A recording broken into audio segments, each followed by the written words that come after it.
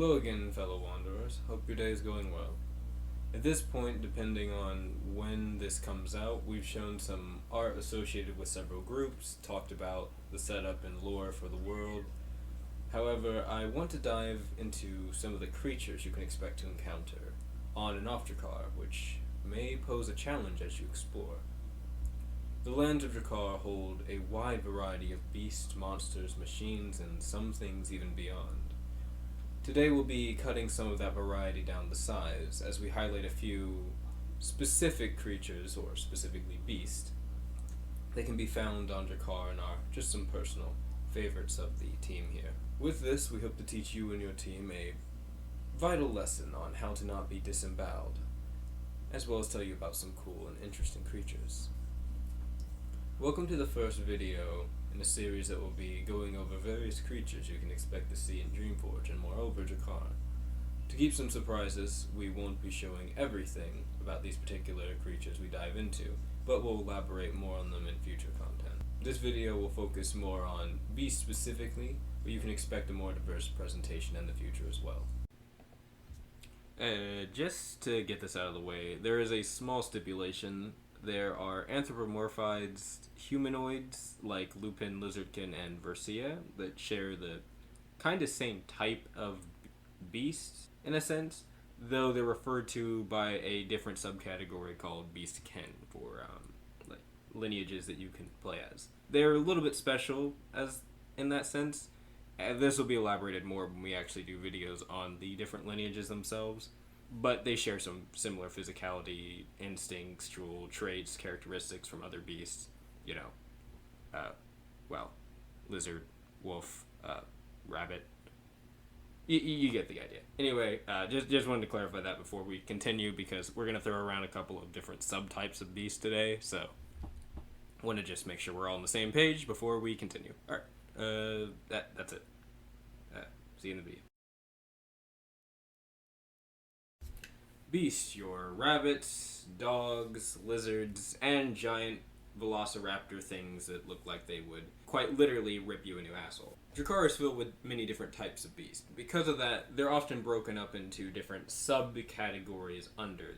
Today we'll be looking at just 3 of them, but there is quite a few. Namely, Brute Beast, Avianus Beast, Leviathan Beast, Mundane Beast, Serval and Lupin Beast, and Reptile Wyvern.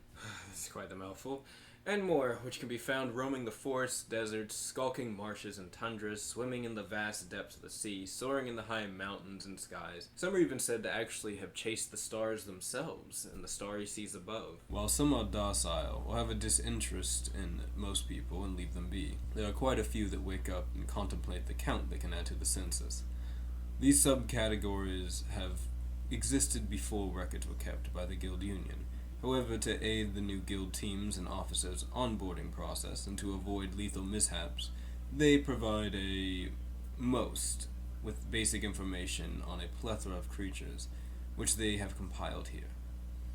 For today, I will be only addressing 3 of the previously mentioned beast subtypes: the Brute Beast, Avianus Beast, and Leviathan Beast.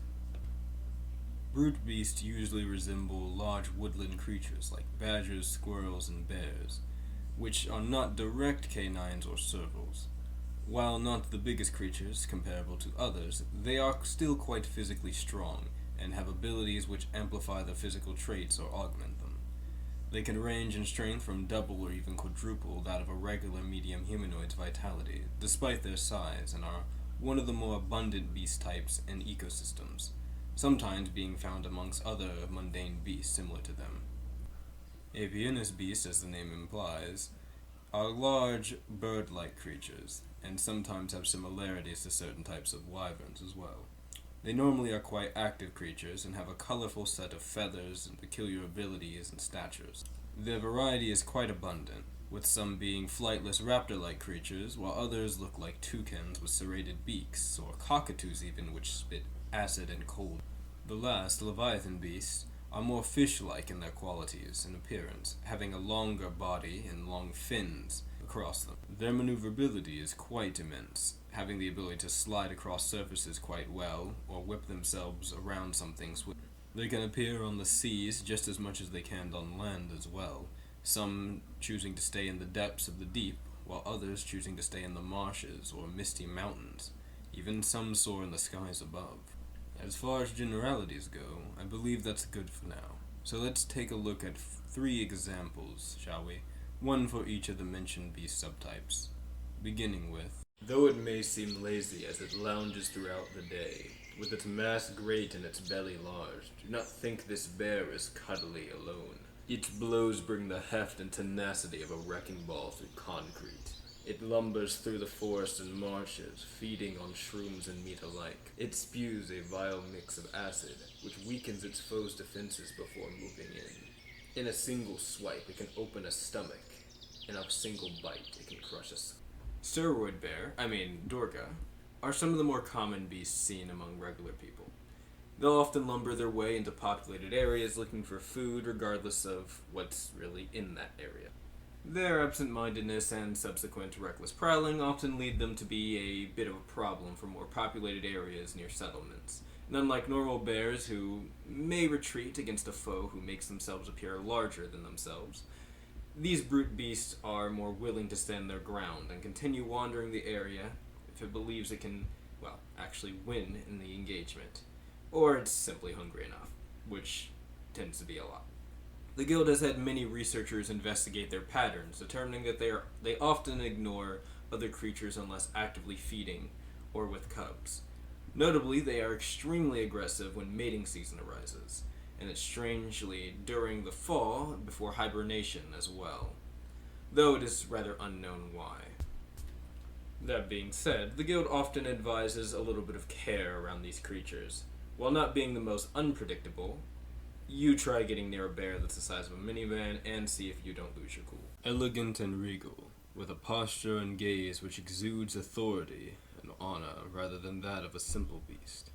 Behind the eyes of this avian lies an intelligence perhaps more so than most civilized creatures.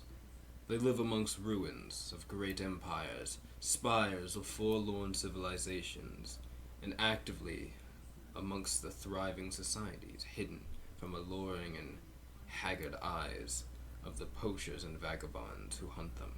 Do not take this for weakness or cowardice. These mighty regal avians command authority by not just intelligence and kinship, but power and tenaciousness. For these beings make tools of the metals and minerals of the very planet itself, and the weapons of war brought to take them down. The Ferrogryph occupies a strange place amongst beasts, as they have been observed to not be simple-minded and capable of communication and even construction. Contained within the Isle of Uruktar's archives, along with a multitude of records collected by scholars and adventurers within the lands of Gobi, speak of these mighty creatures. They are highly intelligent avianous beasts, said to predominantly roam arid lands in the ruins of lost civilizations. They are referred to as formidable protectors of lore and sometimes fabled scholars of the hidden arts. There are even some depictions of them as guardians to leaders or rulers themselves in old records. They have the peculiar ability to channel electricity across their metallic wings and nemesis, generating a magnetic field to draw and repel objects and even construct and destroy structures. This, combined with their keen intellect, allows them a dangerous control over magnetism and equally terrain manipulation. In normal situations, however, they will not attack unless provoked, and usually stay within certain zones they mark with construct totems. This is unless they are feral, in which case they will actively seek out engagement and act more erratic and violent. Despite this, the guild does not consider them often targets of hunting, or as a high threats, as their usual docile demeanor and intelligence, which can be communicated with, allows for more other options of dealing with them. It is night on the sea, a storm looms above. There is a calm as the thunder reverberates in a soft vibration and echoes a rhythmic tempo, before a flash breaks the night and a roar is heard echoing beneath the waves. A light peers through the waters below and swells as a form slowly begins to emerge in the dark depths. It glows with a neon azure hue, crackles and coils of lightning around it, mirroring a swaying wave in the sea. The storm, now awakened to its master, lashes out coils of blue light tearing through the sky and sea alike. You see the form breach the brine. Its wings unfurl and waves of electricity pulsate like a heartbeat within its wings' membrane. In a moment, it soars into the sky, leaving only the rhythmic thrum of thunder and the receding sounds of waves crashing across the shore. An ebb and flow of power, poised and ready to strike in a flash. A miraculous view of the torrent storm king of the sea. Many a story and records tell of these creatures, from the Tide Pack's honored god and Meridius calling faith, to the sailors of the Lapsus southern coasts, and even the great dragons in the worm empire of Dogma. The Sorlevanus is a particularly dangerous leviathan beast, which prowls the waves and sky alike, having sunk entire fleets that were not amply prepared for an attack. Their devastating power over lightning and water, coupled with their agileness in the sea and air, makes them quite formidable. Though thankfully, the guild has good record to show these creatures are more territorial than needlessly wrathful, at least when not provoked.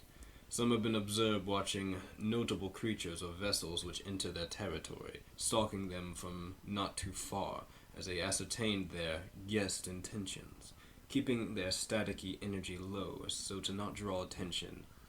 If they deem them dangerous, or by chance are attacked, they will strike immediately and without remorse, curtailing the threat. The Guild Union has also been lately investigating a strange occurrence regarding these. In many stories and song, these creatures would be depicted preceding many calamities from sea and sky alike. Violent storms and strange phenomena would fall after these creatures would appear in abundance.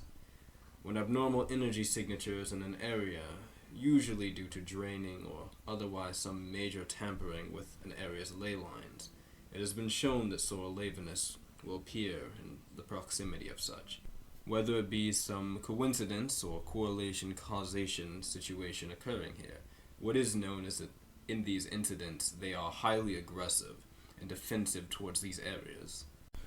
There are many more wondrous and wild beasts to be found across Lapsus and all of Drachar, some of which are spoken of only in myth and story. Others hold infamous titles, and some even embody the forces of nature themselves. Take heed with your companions and friends, prepare your equipment and supplies, and always But I hear research coastal folk what can relate every monsters summer. may be in an area before treading off into the wild when ever possible. You never know what awaits when you search, or when something is searching for you.